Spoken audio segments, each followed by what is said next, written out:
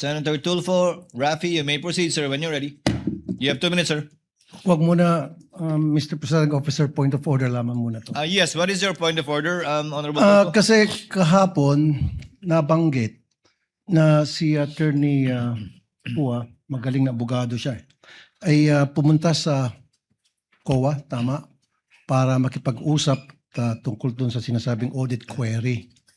Now, hindi po pa conflict of interest yun para siya ay mag-represent dito ngayon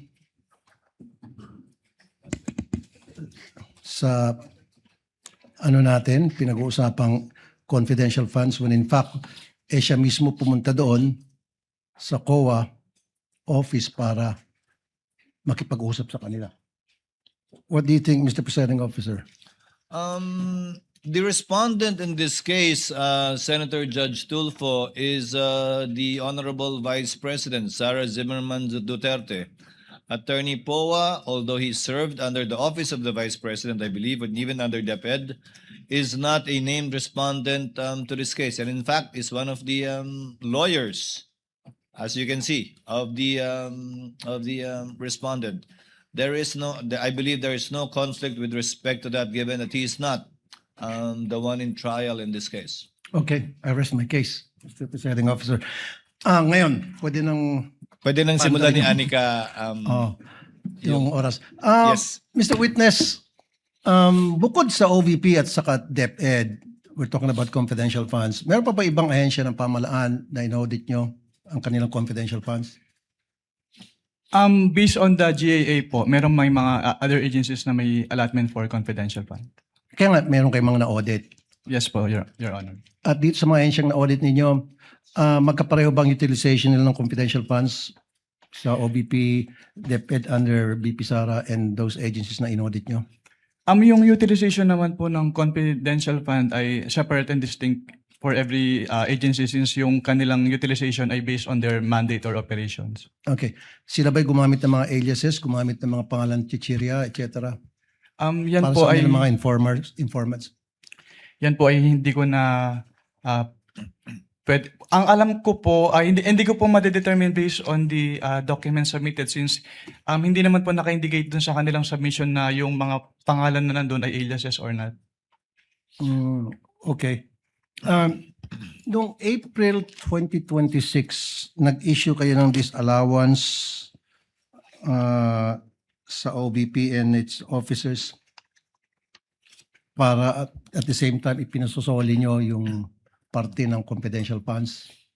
Can you repeat your question po, Your Honor? I think that was April of 2025. Nag-issue kayo ng pinasusoli nyo ilang parte ng confidential funds ng OVP. I do not have personal knowledge na po about yan since wala na po ako sa ICFAO noong February 12, 2023 po. Okay. Anong reason ba't pinasusoli yung parte ng confidential funds na disallowed? What are the reasons? Wala po akong personal knowledge about dyan since hindi naman po ako yung nag-issue ng disallowance. Since nung na-issue po yung disallowance ay na-transfer na po ako to other agency of the COA. Okay. I think it was April 10, 2026. So wala na po kayo doon. Yes po, Your Honor. Okay. Sinabi kahapon ni Attorney Poa na binanggit niya ata yung COA circular ng 1992, if I'm not mistaken, na hindi dapat banggitin yung pangalan ng mga recipient dahil for reasons of security and national security. Security ng tao, ng recipients and national security. Would it compromise sa tingin po ninyo yung security ng informant kung hihingan nyo sila ng resibo patungkol sa mga gamot na natanggap nila mula sa confidential funds? Katulad nga po nung sinabi ko during my testimony, ang hinihingi po namin ay yung proof ng pagbili when it comes to the official receipt and the sales invoice po. Correct. Alam resibo, bumili ng maintenance or antibiotics, yung ganong klaseng resibo dapat iba ang hinihingi nyo. Yes po, Your Honor. Pero ang sinasabi nila, yun daw ay magdi-jeopardize ng magkakaroon ng problema sa national security.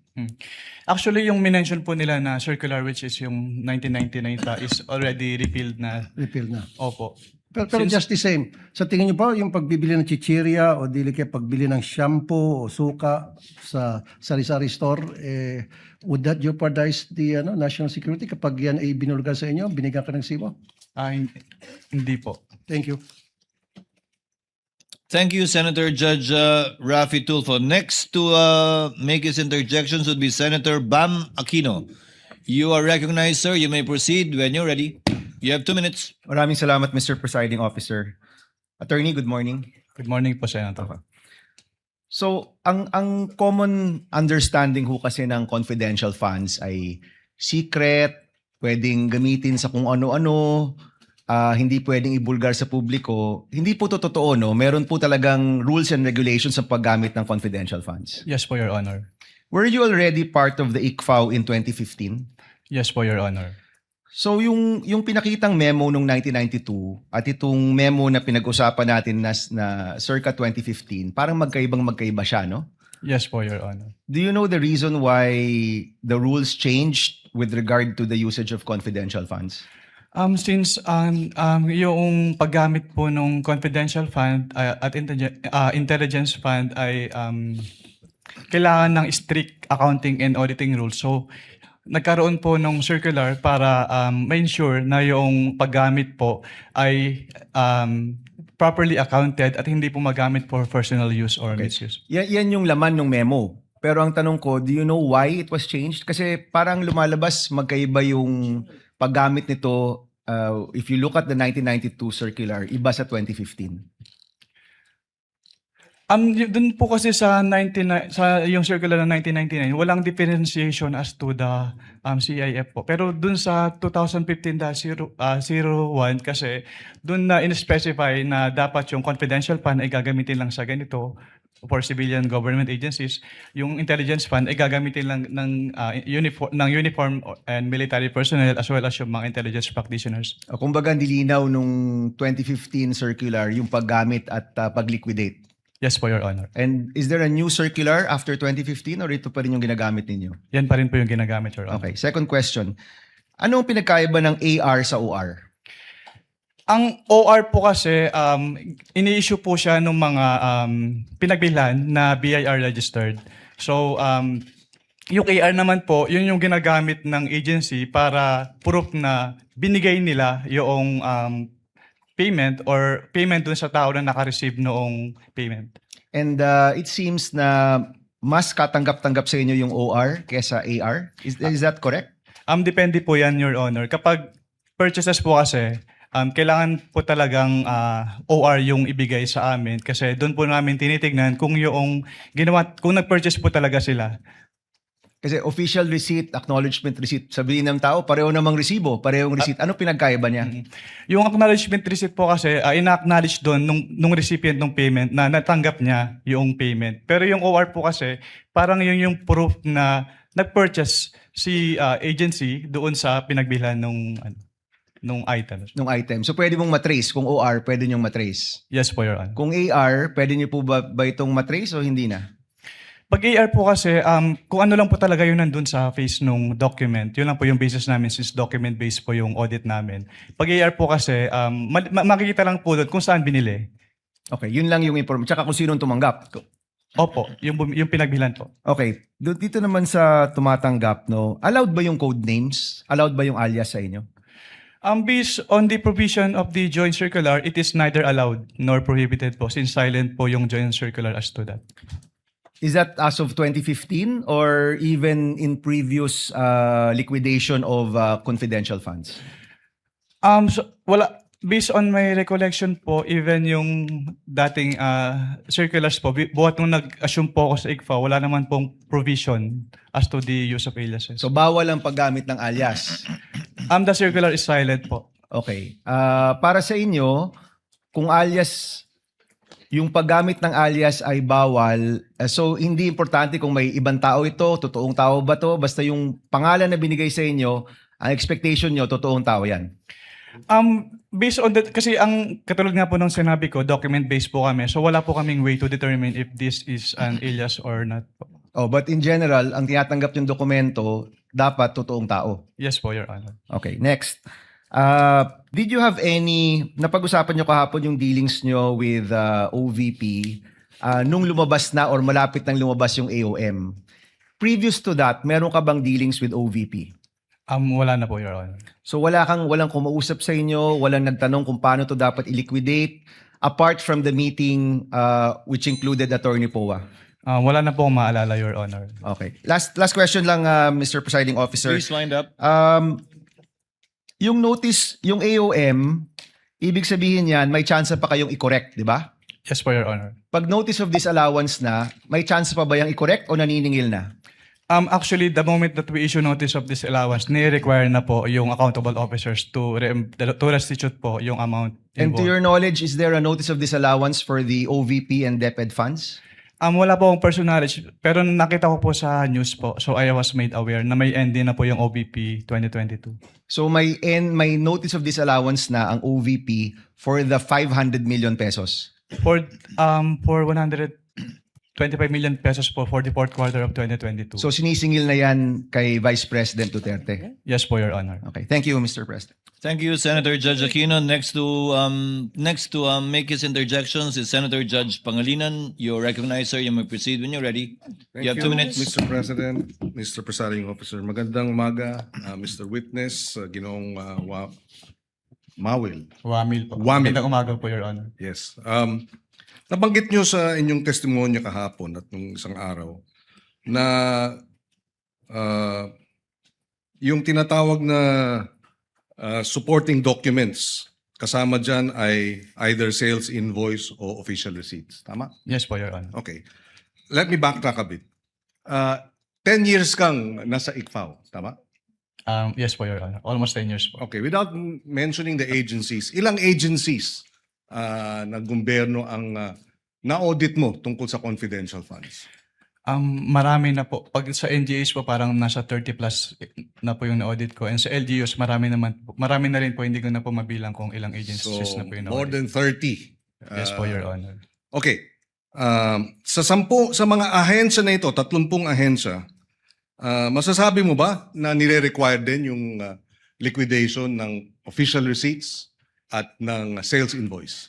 Yes po, Your Honor. Kasi yung requirement po ng circular ay ini-enforce po namin sa lahat ng agencies na ino-audit po namin. So sa 2022, from December 21 to December 31, ilang sales invoice o kaya official receipt ang kasama dun sa mga liquidation report?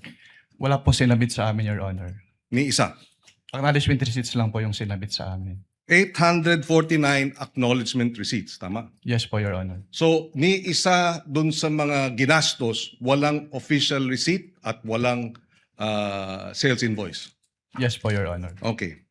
Sa karanasan mo sa 30 mga ahensya, masasabi mo ba na yung findings ninyo dito sa OVP ay similar o standard ba? O nangyayari rin yung ganong walang official receipt at walang sales invoice sa mga liquidation? Yes po, Your Honor. Since sina-apply naman po namin uniformly yung provisions po ng Joint Circular 2015-01. As in, puro AR ang sinasubmit ng ibang ahensya? May mga agencies po na nagsasubmit naman ng OR po.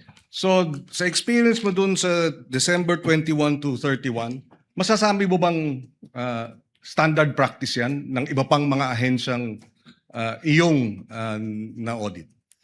Hindi ko po siya masasabing in standard practice since ito po yung kauna-unahang beses na puro AR po yung sinamit sa amin. So, first time sa iyong 10 years na puro AR lang at walang sales invoice at walang official receipt. Opo, at ganun po kadaming AR kaagad yung sinamit. At 125 million, no? Na walang sales invoice at walang official receipt. Yes po, Your Honor. Doon naman sa usapin ng kung walang sales invoice at walang official receipt, masasabi mo ba na halimbawa yung sa medicines, talagang medicines ang ginasta? Kung sinabit po sana sa amin yung official receipt po or sales invoice, masasabi po sana namin. Pero since AR lang po yung sinubmit, hindi po namin masasabi based on that document alone. Kasi sinasabi nilang, total naman, just to wrap up, gamot naman yan eh. Di ba? Mabuti nga, bumibili ng gamot. Masasabi mo ba dun sa liquidation report nila na yung 122 million worth of medicines talagang medicines ang binili? Hindi po, Your Honor. Okay. No further questions, Mr. President. Thank you, Senator Judge Pangilinan. Next for his interjections would be Senator Judge Erwin Tulfo. You are recognized, sir. You may proceed when you're ready. You have 2 minutes.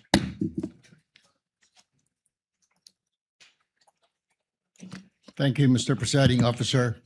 Testigo, tama po ba ang pagkarinig ko na sinabi niyo kanina under sa COA DBM Joint Circular Number 2015-01, hindi naman kailangan ilagay ang tunay na mga pangalan ng mga intel agents or informers na tumanggap ng intel o confidential funds sa OVP tulad ni na Mary Grace Piatos, Chippy McDonald, Mickey Mouse at iba pa?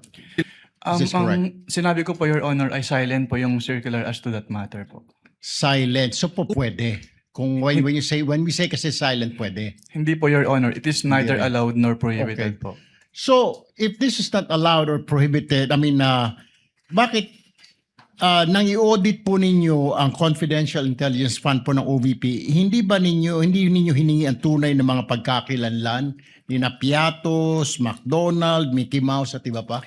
Katulad nga po nung sinabi ko sa sa aking previous testimony, ang focus po ng audit namin ay compliance audit. So, kung ano po yung provision ng circular, yun po yung ginagawa naming basis for our audit po. Okay, compliance. When you say compliance, ito po ba periodic or random? Yung compliance audit po kasi wala po siyang particular period kasi pag sinabing compliance audit, ina-evaluate po namin yung subject matter if it is compliant with certain applicable laws, rules, and regulations. But I'm saying every agency na meron pong intel or confidential funds, do they have to undergo audit periodically or random lang? Dahil marami po tayong ahensya ng gobyerno na may mga intelligence confidential fund na hindi naman dapat. Ang audit po namin ay based dun sa liquidation documents po na sinasubmit nila. Pero is it periodic ba? Kailangan bawat agency na i-liquidate niya yung kanya i-audit ninyo yung kanya paggastos ng intel or confidential fund? Yes po, Your Honor. Yung kanilang kailangan... So it's periodic, it's not random. Yes po, Your Honor. Okay.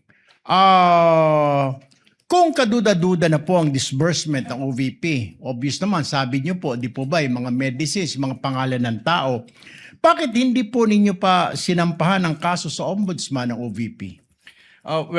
Under our rules po, Your Honor, pwede lang namin siyang i-refer to the Office of the Ombudsman kapag nagkaroon ng final order at hindi po kinumply ni OVP yung order po. Bakit? Nasaan na po ba yung order ngayon? Ano na po ang status? Itong mga findings nyo, 2023, 2024 pa ito, 2026 na po tayo ngayon. Wala po akong personal knowledge about sa status po since hindi na po ako connected sa ICFAO. Okay, so dahil hindi ka na connected sa ICFAO, so wala ka ng pakialam kung ano na nangyari sa kaso na hinawakan mo. Is this Hindi correct? naman po sa wala akong pakialam, pero yung mga ganyang bagay po kasi ay confidential na hindi naman ina-announce sa buong COA po. Ayun. So, ibig sabihin, hindi mo na alam at hindi mo rin alam kung bakit hindi kinasuhan or ni-refer sa ombudsman itong issue na ito. Yes po, Your Honor. Thank you very much, Mr. Presiding Officer. Thank you, Senator Judge Erwin Tulfo. Next would be our distinguished Senate President, Senator Gatchalian. You are recognized, sir. You may proceed. When you're ready, you have 2 minutes. Thank you, Mr. Presiding Officer. Mr. Witness, nakita ko dito, merong 6 na AOMs na in-issue. And meron dito sa 6, non-submission of documentary evidence of payment. Ito ba ay na-fulfill ba ito after nag-issue kayo ng AOM? Based on sa mga na-issue ko po, since ang na-issue ko lang po na AOMs ay for fourth quarter of 2022, first to second quarter of 2022 of the OBP, and first to second quarter 2022 of the OBP. Ang naabutan ko po lang po na may response na may kasamang documentary evidence of payments ay yung fourth quarter of 2022 po ng OBP. Fourth quarter of 2022. At ano, yun, diba kasi pag nag-issue kayo ng AOM, ang sagot normally is compliance, diba? Yes po, Your Honor. Yung compliant is fourth quarter of 2022 for this particular item in non-submission of DEP, Documentary Evidence of Payment. Yes po, Your Honor. Based on my personal knowledge po. Kasi yan lang po yung naabutan Ano yung ko. kanilang submit para ma-fulfill itong non-submission of DEP? Nag-submit po sila ng acknowledgement receipts po, Your Ito Honor. yung mga acknowledgement receipt na pinakita ng counsel for the prosecution. Yes po, Your Honor. Nung sinabit sa inyo itong mga acknowledgement receipts, may mga pangalan nga nasabi ng ating mga senador. Vinalidate nyo ba kung itong mga pangalan na ito ay totoo o hindi? Hindi po, Your Honor, kasi hindi po yan yung focus po ng audit namin. So sa Since inyo, what, sige, go ahead. since what we do po is compliance audit. So ang naging focus po namin ay yung expenses po na based on the face of the acknowledgement receipts as well as yung date kung kailan binayad as well as yung amount po. Since binavalidate po namin siya based on the requirements of the Joint Circular 2015-01. Binavalidate nyo ba kung yung pangalan ay totoong tao o hindi? Hindi na po kasi hindi po yun yung focus ng audit po namin, Your Honor. Nasabi mo rin kanina sa sagot mo na neither allowed or disallowed.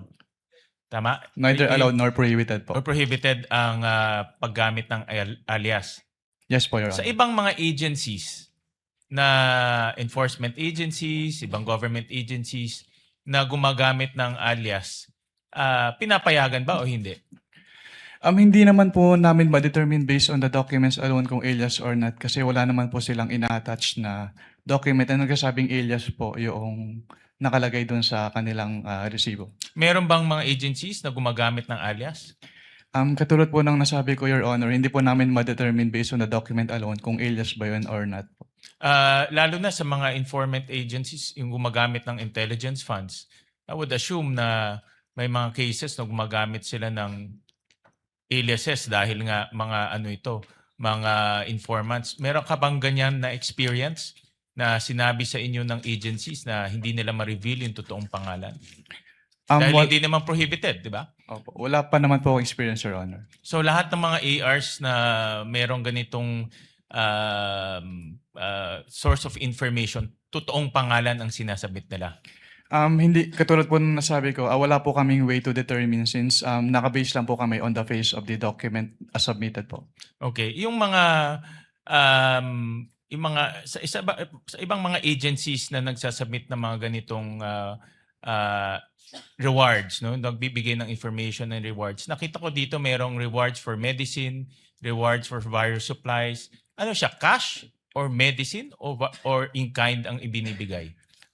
Based on those documents po, since nakalagay close and open parenthesis medicine, so medicine po yung binigay. And then yung isa po, payment of rewards, close and open parenthesis various goods. So various goods po yung binigay, Your Honor. So ibig sabihin, may reward sila, hindi cash ang binigay, medicines at various supplies. Based on the acknowledgement receipts po, yes po, Your Honor. And that is allowed. The joint circular naman po is, wala naman po siyang naka-specify kung paano nila babayaran yung rewards as long as yung requirements po nung circular ay fulfilled po. All right. Thank you. Thank you, Mr. Presiding Officer.